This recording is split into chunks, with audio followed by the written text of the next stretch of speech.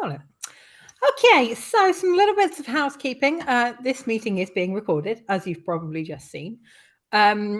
We are keeping everyone in the audience, your cameras and microphones are off just because it minimizes how much my brain has to process while I'm doing all the talking and the reading. So we are going to do our best to answer as many questions as we can this evening. If you've got any questions at all, please message them to me in the chat and we will see what we can do to work through. We'll start off in a sec with some introductions.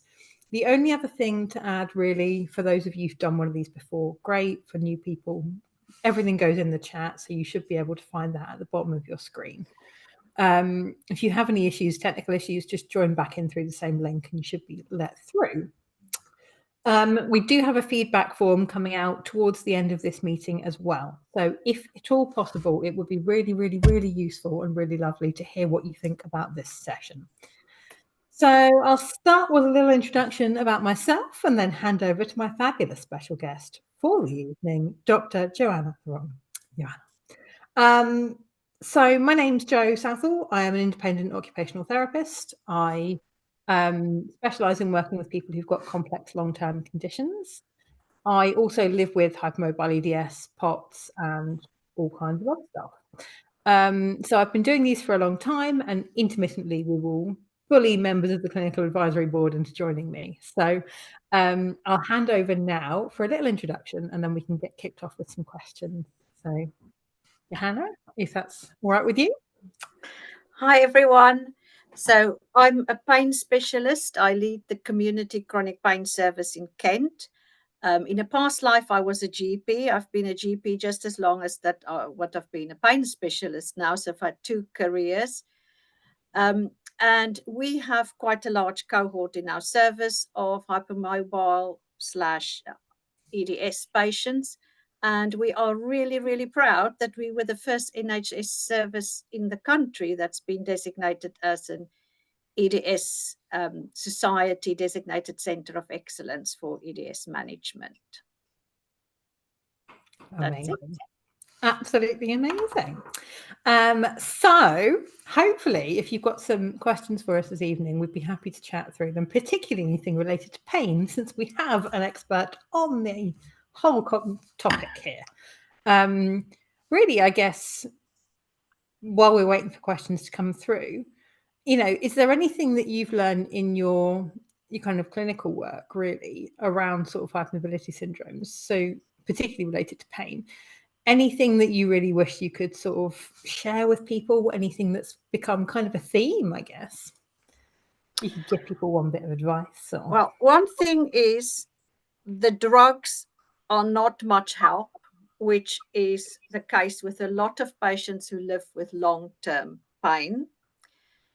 And our HSD EDS cohort are even more subject to side effects or problems with the medications than the normal population. This is also a group of patients that have got so many different systems where pain can be generated for various reasons throughout the body. But therein also lies the hope, because if you can manage those various areas that are generating pain, then you can help a lot with the general symptom load, and by that also decrease the level of pain, hopefully. But it is definitely a multidisciplinary approach. It's not something where you can give one tablet and that's going to help, or do one thing and it's going to help. And I'm sure every one of you who's in this call will already have learned that the hard way, that it's a multi-pronged approach to help you.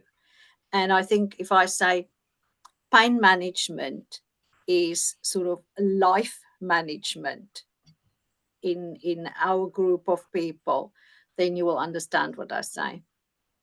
Yeah, couldn't agree more. Couldn't agree more. I think that's why I really love doing sessions like this, because it is such a good opportunity to see that multidisciplinary approach in action and to learn from what all of our peers are doing as well. Okay, so first question. I have a GP appointment tomorrow, and this person has been waiting for it for a month, and their plan is to ask for a referral to a hand specialist but wonder if you have any recommendations of any NHS hypermobility hand specialists. They're based between Nottingham and Derby, but happy to travel. I'm particularly struggling with pain in the lower joints of my thumbs as well as most of my finger joints. Many thanks. Unfortunately, I've got no idea of a particular hand specialist. What your GP can always do, and this is what I do for all my referrals for my HSD EDS patients, is I write big at the top of the referral for a clinician with knowledge of hypermobility syndromes, please. If I'm not sure, I will phone the department beforehand and find out, is there anybody that knows something? Of course, where you can look is you can look on, if you look on the EDS website, the International Society, the Ellis Dunlop Society, they have clinicians who's had some training join their website, and their names are on a list there, and you can always just search UK and see if there's any hand specialist. But other than that, it is contacting your local teaching hospital and as I say, let the doctor write something clearly there that is, can this be a clinician who knows the hypermobile hand? They should if they are hand specialists, but you never know. It's an extra safeguard to make sure you get somebody who is a specialist. Yeah. And especially somebody who knows about ring splints, for instance. So just ask that. Brilliant. Well, my advice would have been exactly the same. When you go through the referral, pop on, you need somebody that knows about hypermobility. Hand therapists on the whole tend to be quite good on the whole hypermobility thing. Yeah. It was actually my hand therapist when I was a patient that made me want to be an OT. So I've got a whole lot of respect for that field, and there's a lot of really brilliant people working in it. So hopefully you'll get, a fairly prompt and fairly helpful referral. In relation to pain, any thoughts on both LDN, so low dose now, is it naltrexone, I think? Yes. Or medicinal cannabis? Okay, so thoughts are positive, but unfortunately, neither of those you can have on the NHS. So low dose naltrexone. So naltrexone as a drug is used in substance misuse services in its normal dose. And that we talk about 50 milligrams and upwards.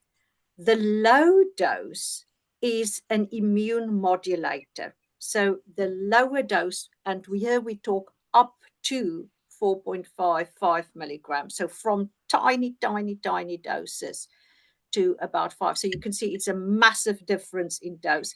And whoever you talk to about it must understand you are talking about the low dose, because if anybody reads naltrexone somewhere on your chart, for instance, they're going to think you're under the addiction services. Low dose, we know, could be helpful. If you go to the LDN research website, LDN Research Trust, I think.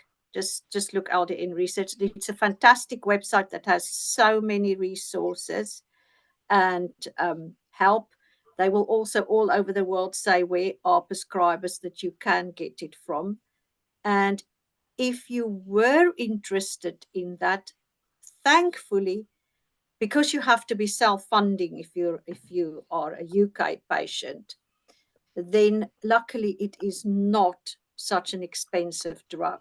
If it's something that you want to try out, and the places where we see where it really can help is, for instance, mast cell instability, those patients that are very immune active and histaminic active are able to do well on this. It's not something where I can outright to a patient say, because I'm an NHS doctor, I want you to go buy it and try it. I have to be quite careful how I word it. But if a patient of mine wants to try it, then in general, I'll try and give them some pointers as to where to get it. So you can get it from a private prescriber. One thing you need to know is you cannot be on LDN and opioids. Remember what I said at the start, LDN block opioid receptors. So if you are regularly using opioids and you are using LDN, those two don't go well together. There are situations where maybe you have to go for surgery if you're on LDN and you want to stop your LDN before surgery so that you can get proper pain relief in surgery. It doesn't stay in your system very long, so that's quite able to do, and then come back again afterwards.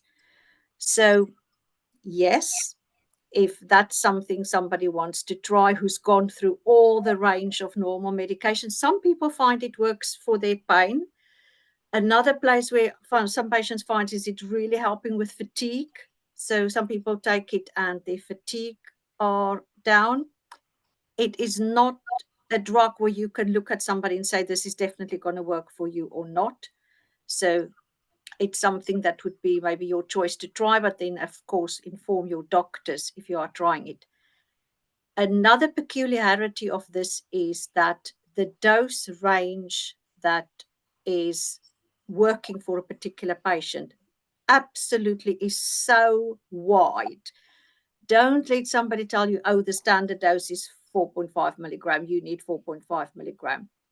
We find in people with HSD EDS that they have to start on minute little doses and slowly titrate, which is something else that makes it a bit of a difficult drug in the sense that you can't go in and know what your dose is going to be.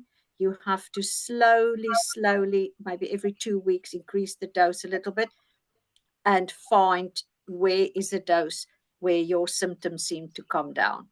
So that's low dose naltrexone.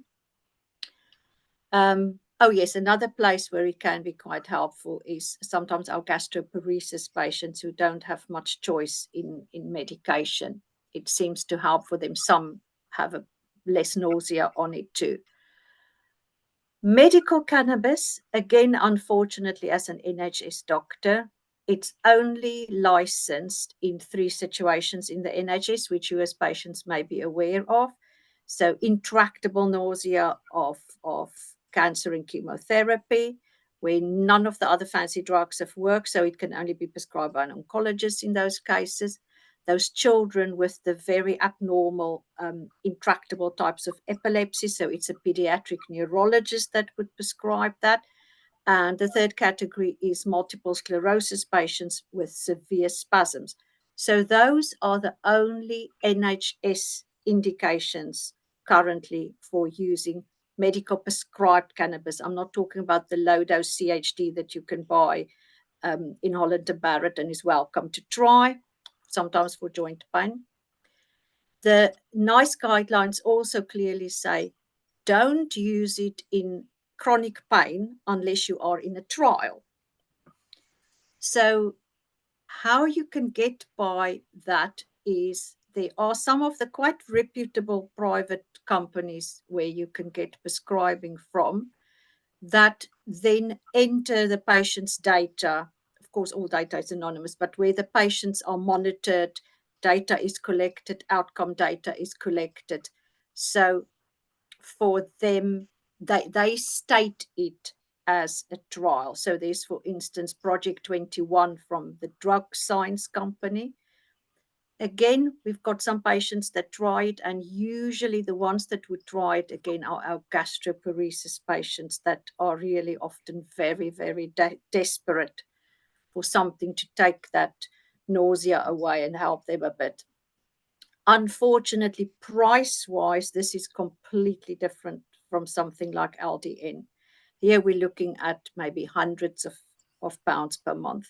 And again, you need a prescriber that can work with the patient and find what their balance between THC and CBD is, what works right for them. But again, it is there for those patients who can self-fund and are willing to try it.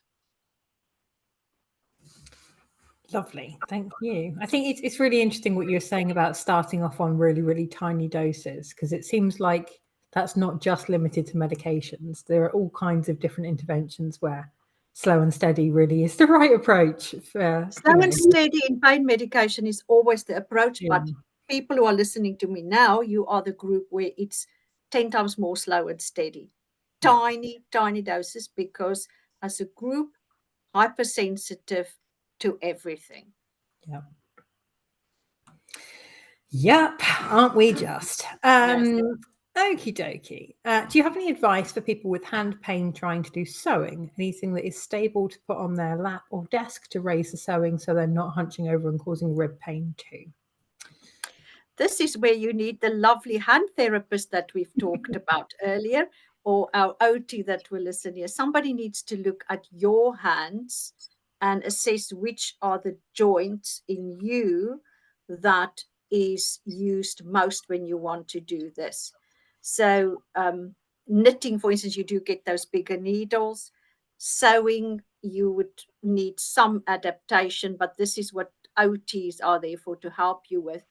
Ring splints or supports may here, if you're supporting the joints that you need to use the most. So I'm thinking maybe pinches for a sewing needle and using your wrist. So you may, the problem with a ring splint is just if the finger need a lot of mobility for what you want to do, and you've got a ring splint on to stabilize that joint, then sometimes if the joint is more fixated in the ring splint, it may not do the movement that you want to do. So you really need a specialist person to look at your hands and what the activities that you want to do. Occupational therapist or hand therapist to help you with that. Yeah. So in terms of sewing, some of the things you might like to try, the first bit of advice I'm going to give is always around pacing for everything. If you push yourself to the absolute limit before you stop, you will have a much longer recovery than if you stop proactively before you get symptom increases. So if your absolute limit for how much sewing you can do is, say, 15 minutes, at 10 minutes, you stop. And then you can have a rest, and later in the day, you can do another 10 minutes. So overall, you're actually getting more time per day on the thing that you enjoy.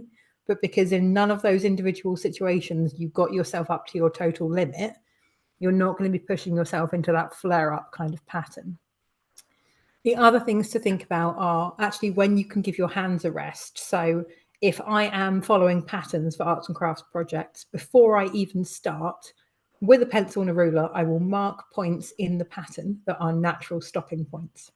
And if I get up to one of those, even if I feel fine, I will stop and take a little break. And you can use these little breaks to just check in with yourself. One of the key issues, particularly for chronic pain, but for other symptoms as well, is that we as a patient group, generally speaking, have got very, very good at ignoring everything our bodies try to tell us. So if you're really absorbed in that arts and crafts activity, what you can sometimes find is that when you finally put your needle down, you've got backache, you've got neck ache, your foot's gone to sleep, you're hungry, you need the loo, you're too hot or you're too cold. All of that's crept up on you in the background. Whereas if you're stopping regularly and just checking in with your body before you get past those points, by the end of it, you may have had to break it up into a few more chunks, but you haven't got a headache, you haven't got backache, you haven't got neck ache, your ribs don't hurt quite as much. And it minimizes the total range of things that you're having to put up with. The other thing it might be worth having a think about is your equipment. So for sewing in particular, things like compression gloves can be really, really useful just in terms of improving your proprioception. So your ability to work out where your own body is in relation to yourself, but also to your project.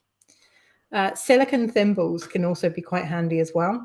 So because needles tend to be quite slidey and because the pads of your fingers tend to be quite squishy, from a tactile perspective, we often find ourselves over gripping and we'll squeeze things really, really hard while we're working on fine motor control projects. Whereas if you've got something to increase your grip, like a silicone thimble, you're not having to put quite so much force through all those little bones in your hands in order to maintain like a functional grip on what you're doing. And the last one I would definitely recommend having a look at would be embroidery stands. So you can get embroidery stands that are height and angle adjustable, and you use it like an embroidery hoop, generally speaking, but you would attach whatever you're working to onto the stand and then set it up over your lap at an appropriate height so that you're not hunched over, aggravating your ribs. And the particular benefit of these is that because it's all set up, you can put your needle through your fabric, push it out of the way, go and do something else, have a little break, grab a drink, go to the loo, do a little bit of physiotherapy, whatever you're, working on at the same time. rather than having to kind of disassemble a whole project before you can actually get to an actual stopping point. So I think those would be my top tips. Excellent. I didn't catch the person that asked the question. Were they hand sewing or were they machine sewing? Because again, those are two different functions. Because if you're machine sewing, you have to think far more about the rest of your body, what your knee, your foot, your ankle is doing on the pedal, how your back is, and how your neck is, and even your shoulder for the machine. So again, this is why I say, if ideal situation, and I know everybody doesn't have access to that, is that an OT, occupational therapist, look at the situation. But this, I mean, Jo has given you so much common sense advice there. Machine sewing, actually, one of my clients was making fabric masks during lockdown 1. So obviously getting carried away with that, completely overdid it, really aggravated her ribs, shoulders, back, the whole thing. And we had a long chat about it. And the solution that we came up with was that she would sit on like a swivelly desk chair, but with the back. So she'd be sitting backwards on it, basically. And it meant that when she was using her sewing machine, she was leaning against what should have been the backrest, which meant that it kept her back completely straight and her chest and sort of shoulders were supported really well.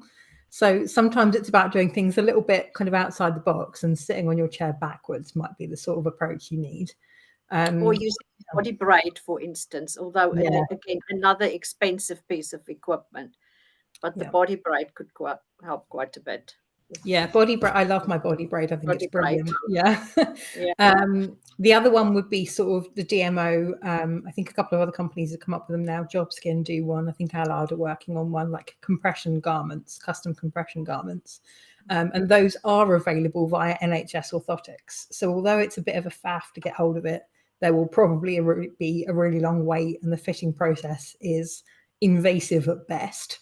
At the end of it, you can end up with a garment that really is incredibly supportive in terms of giving you the body awareness needed to actually do these tasks safely without having to devote all of your energy to like, what's my body up to now kind of thing. So yeah, lovely. Okie dokie. General tips for EDS patients on how to communicate with doctors out there who don't understand pain in EDS. Don't swear at them. Blind them with signs.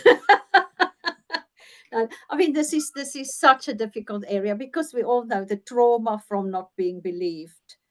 That constant where people start to doubt their own sanity and doubt themselves, which is terrible. This is something almost universal to our patients.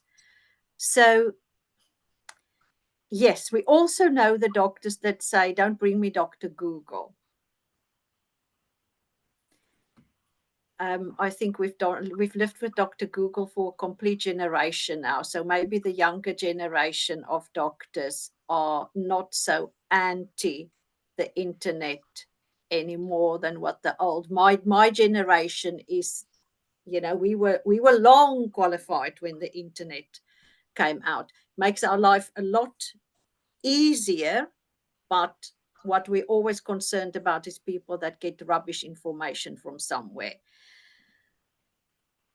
That's a little side rant of mine, but please, you can come with, say, a printout and say, "Doctor, I've got all of these symptoms," or list your symptoms, your in little headings: head, stomach, neck. I've got these symptoms. My joints can do this. A physio has told me I'm hypermobile. I've gone and looked on the website. It looks like this is what I might have. Whatever sentence you've got, try and stay calm. If you worry that you're going to present as anxious and then they're going to just say everything is anxious, maybe beforehand do what you do to calm yourself down. Have a trusted person with you that may not necessarily speak for you. You can speak for yourself, but that their calming presence is there for you. Do everything that you know supports yourself to be very calm and able to speak for yourself. And if you've done everything from yourself, another thing that you can do, most surgeries now will have an email address where patients can email to. And for many of you, this might help your communication quite a lot if you struggle with communication or saying what you want to do or want to say in a situation where you feel vulnerable. Then you can always, because email you can edit until it's right and then send to the surgery. So make an email and try and clearly do bullet. Don't write long essays.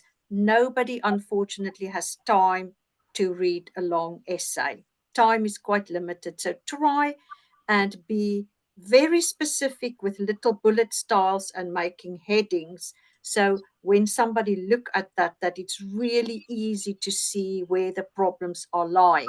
And maybe you can at the top say, I have many symptoms.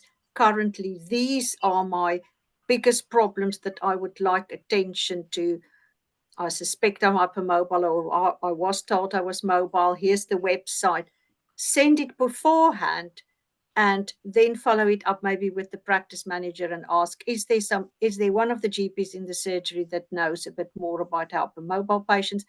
Does the GP have a physio attached to them that maybe know more about hypermobile patients? Because lots of GP surgeries now have other professionals in it too. It's not necessary that you have to start with the GP. You can start with another professional in the surgery, but maybe do it in that way.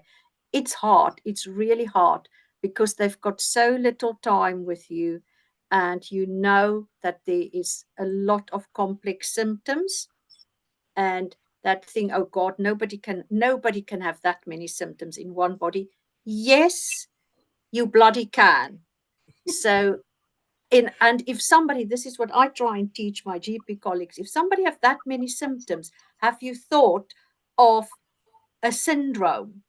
Have you thought of hypermobility / Ehlers-Danlos, or perhaps any other syndrome? If they've got that many symptoms, these days we have to put long COVID into that category too. But it's not unknown, multiple unknown symptoms. These symptoms have a pattern. Oh, I love this. the cheers and the jazz. I hope that answered the question. I think that my advice again is I've got a huge amount of empathy for GPs because I think they do a very, very, very tough job in a very inappropriately limited amount of time.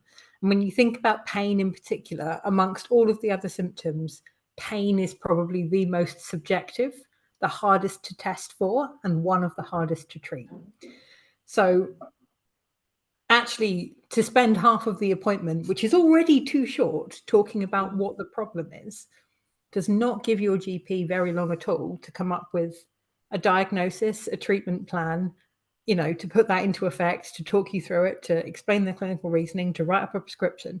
It's such a fast-paced environment. So I actually, with one of my past students, designed a template form that people could use to fill in, send it in advance, wait 2 weeks, and then book an appointment. And when the GP says, "How can I help you?" you say, "Please refer to my email." And then it kind of speeds up the whole process. And I think, sorry, I just want to give a little tip here. That GP is not going to see that email before you walk into the door unless somebody points it out to him. Yeah, or her. yes, to the top. So they need to make a little note that please read email received from patient dated whatever before they walk in the door. Otherwise, there's no point. They then have to go look through the filing system in your computer to find what date did it come in, what did it say. So they need to be pre-warned that there's something to read. Yeah. And bottom of kind of email communication as well, state that your intention is to have an appointment in 2 weeks, or, kind of give some context there. But context is the really important bit here. And one of the things to focus on is actually, how is this pain impacting you? Because you can be in very severe pain, but if you've got the right management strategies, you can be functional. You could be in fairly mild pain, but if you have no idea how to cope with that, it's going to wreck your entire life. So context is a really useful thing. It can be really helpful in determining what the treatment plan needs to be. So if your pain is affecting your ability to mobilize, a physiotherapist might be the person to see.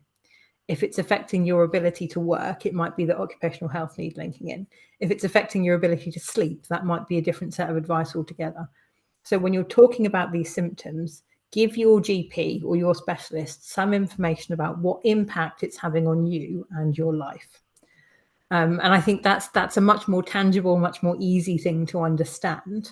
Pain in and of itself is not necessarily like an impossible thing to cope with, but pain and not being able to sleep, pain and not being able to walk to the bathroom, those things are bad. We need to work on those. So context is key with all of this. And I think if anybody asks, particularly in A&E, if anyone asks you to give a pain scale reading, so what's your pain on the scale of 1 to 10, if you're answering 8, tell them what a 10 was for you. Let them know why. Fantastic advice. Please, that is fantastic advice. I know patients often get upset because they say, I live with pain constantly. What do you want me to say? Remember, pain scores are there to compare yourself to yourself. Pain scores are not there to compare you to other people. And even some doctors don't know this. Some A&E staff don't know. The score is to check within you what has changed, what effect does a certain medication or therapy or what have on you, what has gone wrong. Now it's judging you against yourself.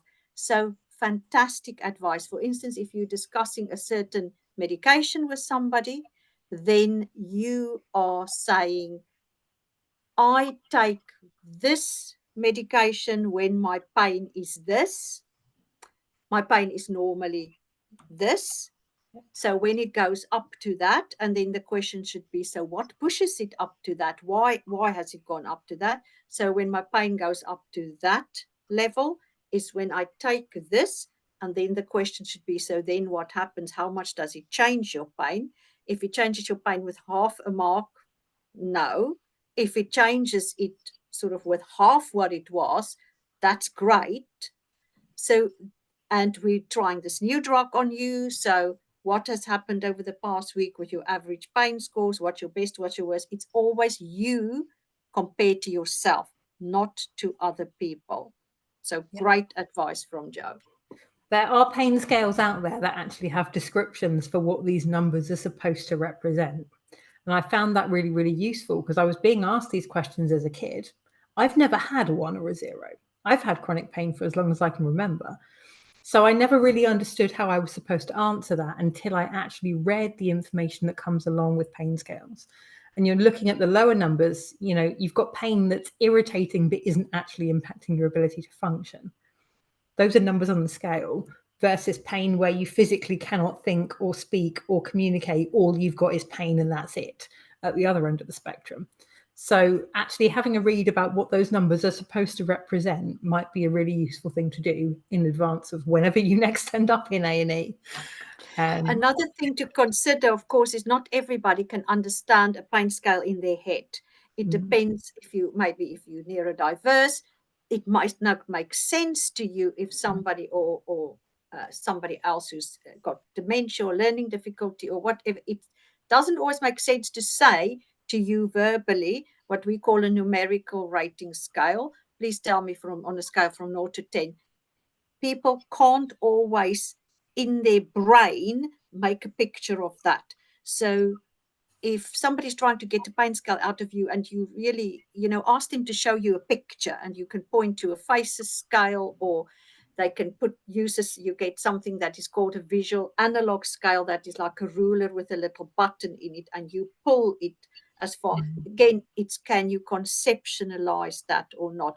I know the one that Jo is talking about that actually has a description against everybody. Of course, that is sort of more, again, it's general. It's people who are not normally in pains scale, which may not be appropriate to you.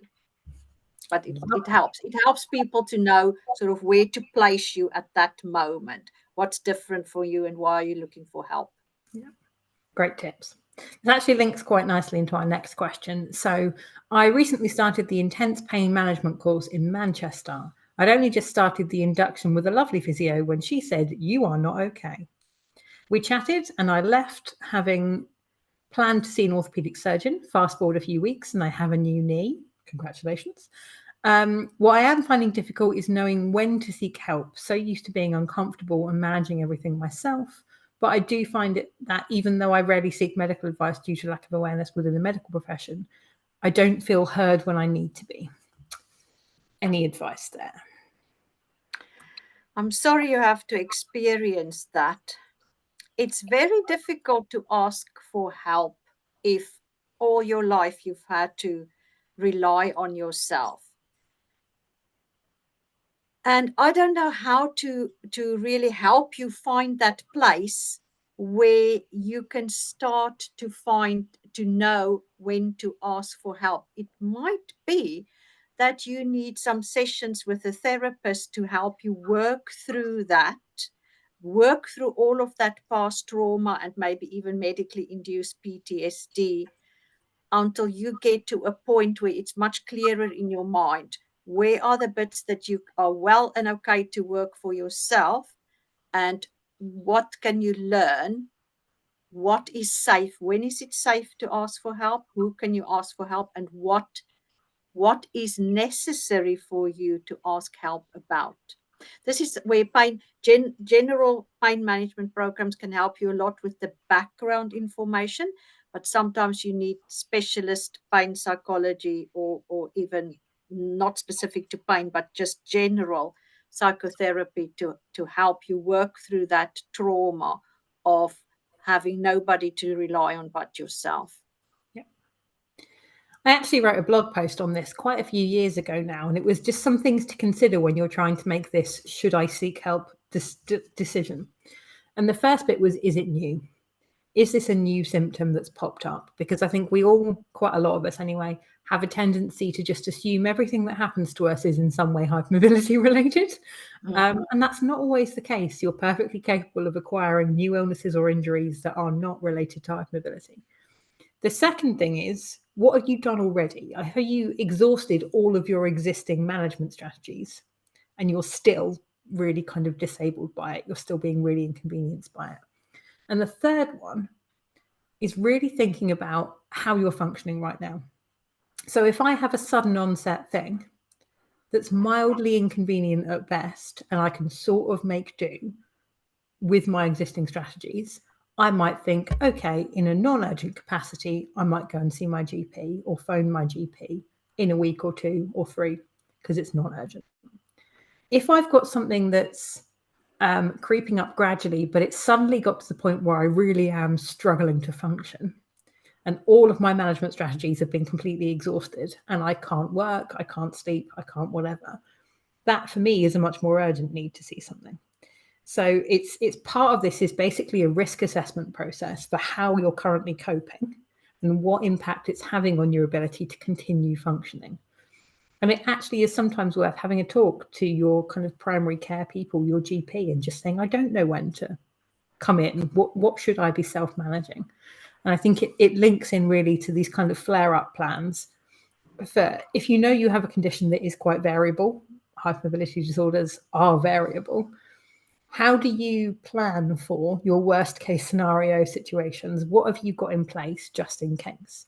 And if you've done everything on that just in case list, you're maxed out on your medications, you're resting, you're using mobility aids, you're off work, the next port of call is finding somebody to help. You do not have to be able to self-manage absolutely everything. Part of that is knowing when you're at your limit. And that limit is going to be different for all of us. So what I would consider to be my I'm going to seek help limit now is vastly different to what it was when I first got my diagnosis, because I am much more comfortable managing a wider range of things my body does now. And I have a wider range of coping strategies available and a wider range of mobility aids and a wider range of PRN medication now, so I can cope with it. So part of this process is you working towards having a plan for all of that. But if you don't have a plan for it, the plan is go and see a healthcare professional of some kind and let them come up with a plan. And I will often ask my more self-sufficient patients, if they come, I'll say, is to you've called to come in. Is today a day where you want me to make the decisions for you, or have you got some ideas of what you want to do? Because sometimes, people are in a, just please decide for me. I am desperate now. Mm-hmm. I'm giving myself over now. Yeah. Yep, absolutely. I've never yet met a healthcare professional who'd rather people stayed away if they were unsure. Almost everyone would rather have 20 appointments that were ultimately a waste of time than have one person miss an opportunity to get genuine help. So if in doubt, speak to somebody, phone somebody, go into somewhere. This isn't the sort of thing you have to manage on your own 100% of the time. It just isn't. You'd have to be a superhero to even come close. So, what's the secret? Sometimes they will appreciate a waste of time appointment just to take a breath. there you go. Go and see GP so that they can have a cup of tea and a nice. Not the right word, but unnecessary, or could have been solved in a different way. It's unfortunate, just with the scarcity of appointments, that you don't, people try to not have unnecessary appointments. But sometimes it's just a light little breather in the day if it's something that's not desperately difficult to solve. Yeah. I had an appointment like that recently. So I have a long history of bursitis and tendinopathy all the way around my pelvis, particularly in my hips. But I had an appointment with a physiotherapist recently. The entire appointment boiled down to they're referring me to get a round of steroid injections. And basically, we had a 20-minute conversation about the fact that I'm already doing all the right things. It didn't offer me any advice. There was nothing they could add. There was nothing they could change. There was no way they could help me manage my symptoms. But coming out of that, I got the relief of knowing that I'm already doing the right things. So actually, even though it didn't lead to any kind of tangible improvement, it was still a worthwhile appointment to have. Yeah. Lovely. Okie dokie. Follow-up question for the LDN cannabis one. Can you take them at the same time? This person's heard of some people doing it, but with a 6-hour gap between doses. Well, because I don't prescribe either, I know much more about the LDN than about prescribing cannabis, because prescribing cannabis is a whole science by itself. LDN's half-life, that means the time that it takes for half of the drug to be out of your system, sort of as it breaks down, is 4 hours. So generally, when you're looking at medications, you look at where's the half-life before you even start working out when you can take another drug. And I think in that case, you will have to ask the person that is prescribing you the cannabis and the person that is prescribing you the LDN, what time span should be between them. And if either of them is a once a day drug, then it might work. I'm always, just please remember, don't start two things at the same time. If you ever wanted to try both, you have to try them one by one, a drug challenge always. Nothing else changes in your life, only that drug. You slowly work with that dose, whether you're working up or whether you're working down, and seeing if you can be without the medication. You're working slowly. Nothing else changes. You do never start two new things at the same time. So in this case, if you wanted to use both, I would again say either should be tried on their own, finding what they are doing so that you know each one, what is their effect in you and what benefit is it giving you before you even think of combining. And then combining, I would guess timing would be key here. So perhaps maybe the cannabis at night time. LDN, most people sleep better on the LDN. There are people that gets overstimulated on it and then has to take that in the morning. So it might be, if you're looking at two drugs, that the one is something that helps with sleep and the other at night, and the other one helps with the daytime, say mast cell activation symptoms or whatever. But in general, I would say pick one, first work with that one before you start thinking of combining. Lovely. I've only recently realised that hypermobility is likely the cause. Oh, it's done that skippy around thing. Hang on. Only recently realised that hypermobility is likely the cause of most of my issues and chronic pain. I've known I was flexible / hypermobile, but didn't know about the correlating issues. Pain has been constant the past 5 months and I'm desperate for relief. What medication would you try first? Currently taking Codramidol when I can't take the pain anymore, but I try not to take it too often. So this might not, we can't, it's difficult to comment on the cases. Go speak to your GP there. Yeah, it's going to be a difficult one. One thing I would say, medication is not the only approach to managing pain. So things like TENS machines can be fantastic. A pain clinic referral might be a good thing to ask for. Make sure you're also seeing a physiotherapist as well, because treating pain is one kind of approach. We also need to look at the cause of that pain, and if we can do something to improve your function, your stability, your injuries, to actually decrease the thing that's causing the pain as well. So I think it's worth having a nice long review with your GP and coming up with a plan to tackle all of that. Because if you're in a good enough age group without any of the contraindications, maybe something like an anti-inflammatory that you buy over the counter. But again, those are unfortunately conversations you need to have with your GP who knows your medical profile the best. Lovely. I was with an anaesthetist yesterday who diagnosed CRPS, bilateral in feet and ankles. Unfortunately, his assessment unexpectedly included some resistance exercise, which has temporarily increased the pain and swelling. Anyway, he suggested amitriptyline, liquid via syringe to titrate as pill form. The lowest is 10 milligrams, and CBT. Any thoughts? A lot of questions. I've got a lot of questions about this. CRPS in both feet, is this the first time that somebody has thought that? And how old? I mean, this is again a very specific medical problem. How old is the CRPS? Depends on what is the kind of treatment you're going to use. Is it younger than 6 months? Is it, is it less than 6 months? Is it older than 6 months? What has happened that it's bilateral, which makes me think maybe it's long. I'm just surprised that it has come to is this a pain specialist anaesthetist, or is this an anaesthetist that's prepared the person for surgery? If it's really CRPS, there are big programs that can work for that. Things like mirror therapy, desensitization, specific nerve pain medication. So again, if you're not under a pain service, first of all, need to make sure the diagnosis is correct and then be referred to a pain service. Definitely pain service. Sorry, and I just want to say, if it's a recent onset CRPS, that's a fairly urgent referral to get the treatment as soon as possible. I would definitely touch base with Burning Nights CRPS support charity as well. They've got an awful lot of resources there, as well as, support for how to go about getting referrals and things.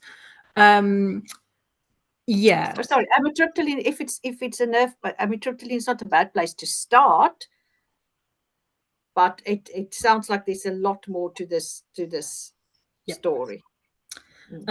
Definitely pain specialist. CBT is an interesting one. My question is always, why have you been referred to CBT?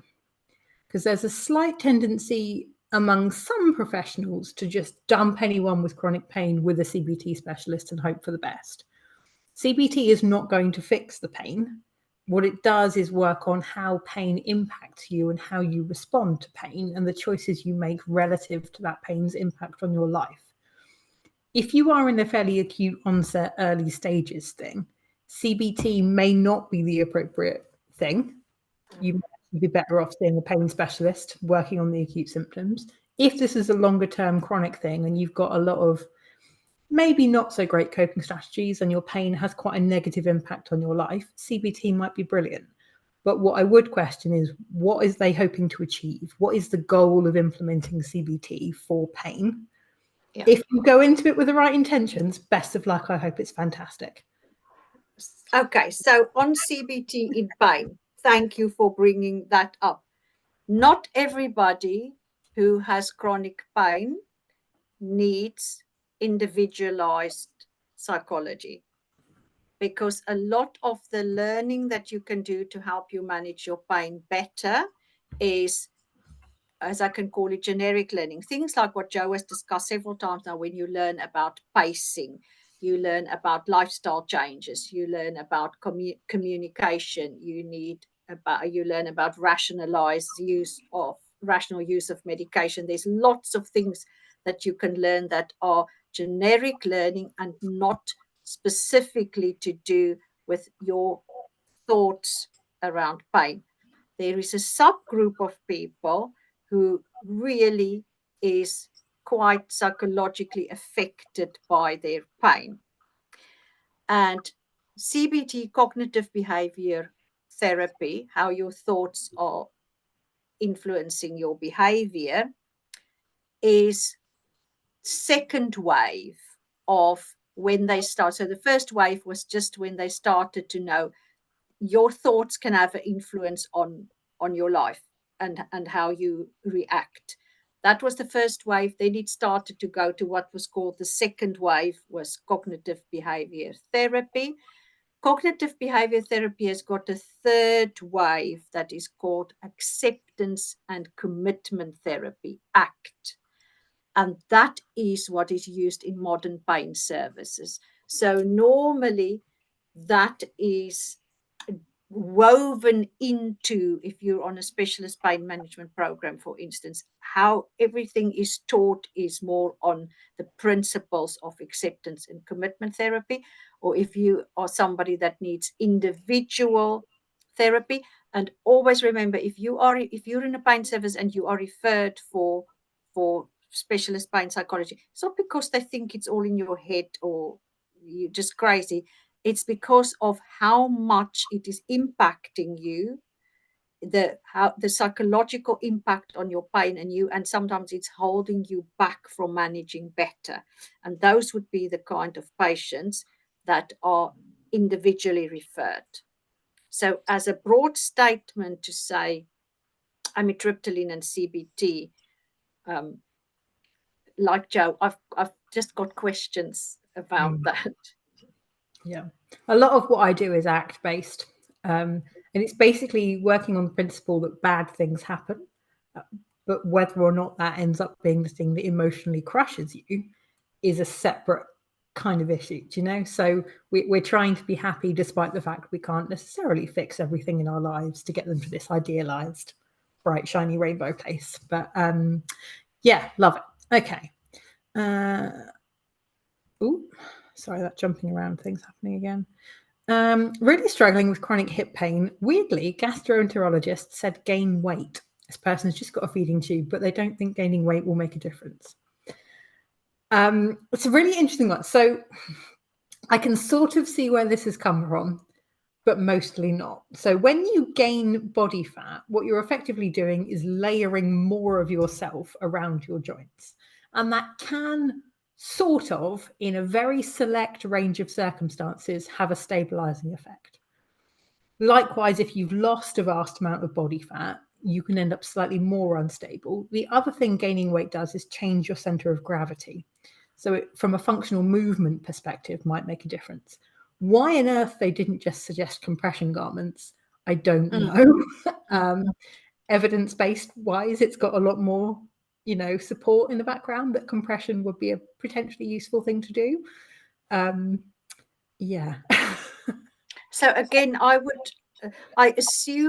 make an assumption now that this person who's asked this question, and they were told to gain weight, is probably somebody that's got quite a lot of GI symptoms and perhaps is underweight. So there is a lot more than just gaining weight to make your hips be better cushioned. But if you haven't yet been referred to a physiotherapist or some pelvic movement specialist, even if it's the women's health pelvic physiotherapist, depending on where your actual symptoms are, is it your sacrum, is it the whole pelvic girdle, is it your hip, you might need a different person to look at it. But again, a specialist with hypermobility knowledge. So if you haven't been referred to a person like that yet, ask for such a referral, and I will absolutely second the correct supportive garments. The amazing Jeannie DeBon has done an awful lot of work around pelvic and postural instability type stuff, so that's worth checking out.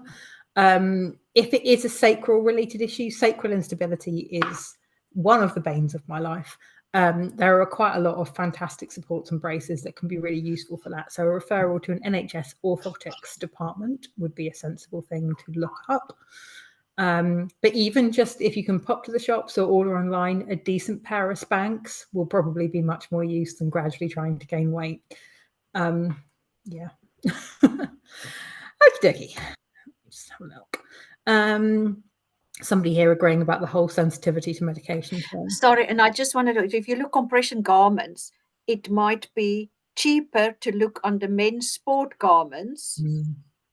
Then look for something that's specifically labeled as a medical garment, because a lot of athletes use compression garments to perform better. Yeah.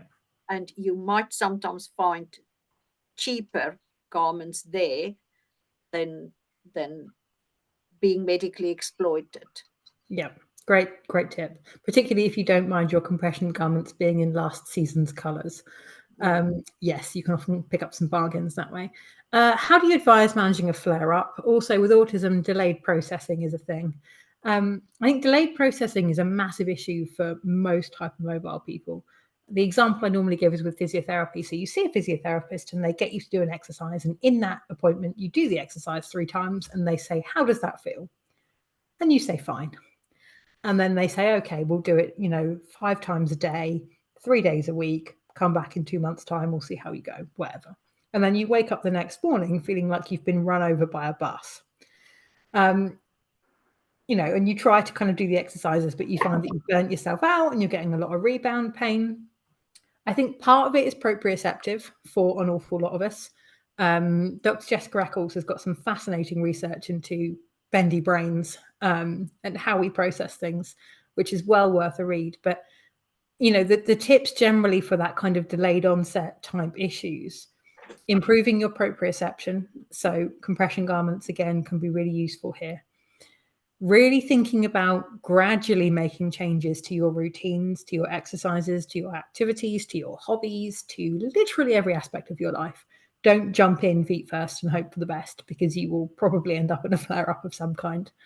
And the other one is from a pacing perspective, again, that regularly checking in with your body and actually paying attention and specifically asking yourself, how do I feel? If you know you are prone to missing certain kinds of flare-ups, so I won't notice back pain until it's like really, really bad, or until I sit down and then it feels horrendous. So I will specifically ask myself, how does my back feel while I'm doing this exercise? How does my back feel when I've been sat on this live stream for 59 minutes? That kind of thing. Getting into the habit of being really proactive is the first kind of starting point. And then the flare-up planning side of it comes from actually, what are the likely things that you're going to have to manage? And what are the ways that you can manage them? And I would strongly suggest writing a flare-up plan if you don't have one already. Yes, flare-up plan, and have a little flare-up box with your stuff that you use in a flare-up. Absolutely. Also, copy somebody, if you've got friends, family members, partners, whatever, give somebody else a copy of your flare-up plan and give your GP a copy. And so wristbands to tell your family what's going on. Absolutely. Have some kind of strategy in place, particularly if brain fog is an issue, because the worst thing about a flare-up is that the cognitive processing issues that go along with a flare-up tend to make it impossible for you to remember what you're supposed to be doing to manage those symptoms.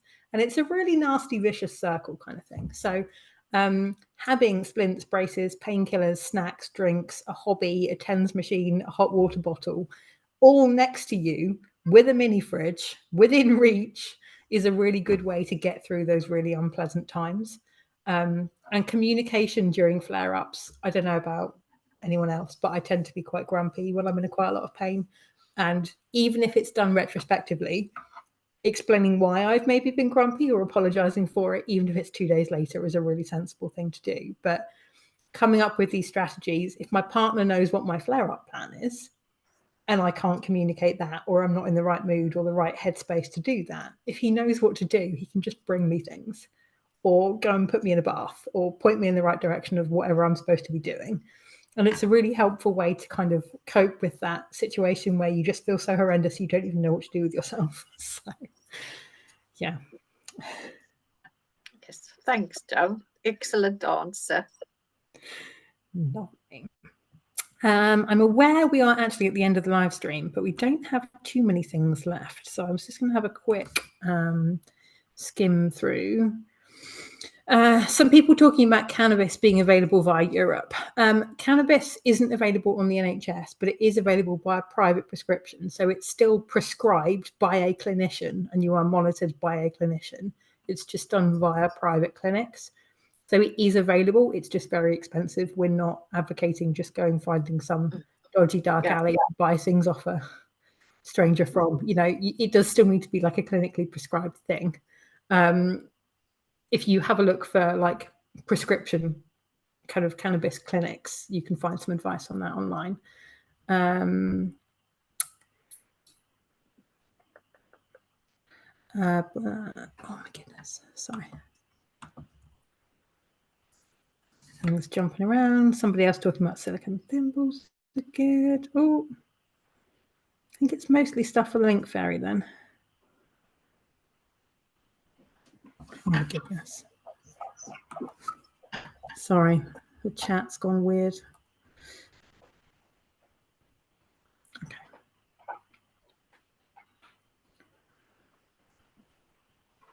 Yeah. Who's best to deal with severe pelvic nerve related pain, getting passed around between people for several years, and it's affecting every part of my life? Because I've dealt with pain for so long, find it hard to articulate how horrific it is. If you've already been seen by your local pain service, you can ask them to send you to a tertiary care service. So that's your regional referral center for a specific pelvic pain clinics. There are some pelvic pain clinics. They are normally within a highly specialized pain service. And here they will look at things like, do you need sort of a pelvic nerve block or neurostimulation or something like that. So asked to be referred higher up. Yeah. Lovely. Fabulous. I think we're just about there. Somebody's just some further information about coping strategies. I do have quite a lot of information about chronic pain on my website, and there's an awful lot on the HMSA website as well. If you've got a lot of questions about coping strategies, maybe come back next month when we've got a little bit more time and pre-ask them so I can start talking about those strategies.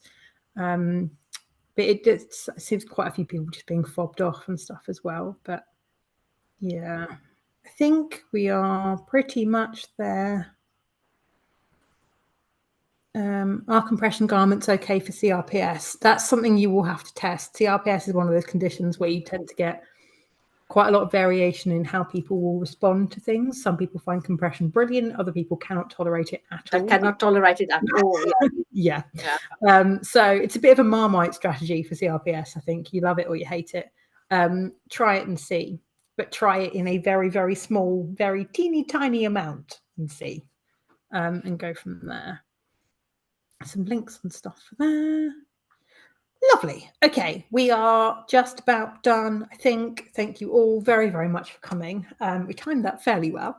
Johanna, thank you so much for coming. It's been amazing. I feel like I've learned so much already, so hopefully everyone else feels the same way. If you're out there listening and you've loved it, please do pop some comments in the feedback form. Likewise, if you thought it was useless, let us know and we'll try to do it differently next time. But yeah, I'll be back in a month's time. I really hope it won't be useless. I'm sure it will. No, you've both been brilliant. Thank you so much. And thank you to everyone for coming. It's been brilliant. Thank you. Thank you. Enjoy the rest of your evening. Bye.